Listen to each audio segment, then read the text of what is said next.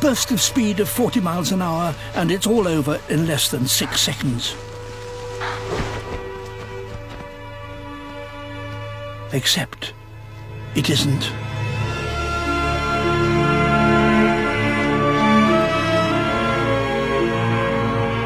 Dazed and disorientated, the Impala makes a miraculous escape.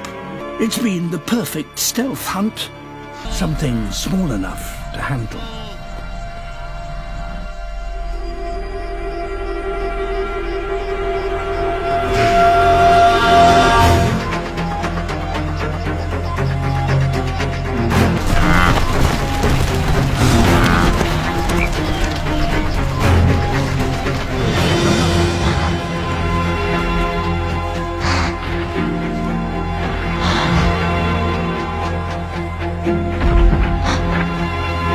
Too lightweight to jump on top, she must trip her prey.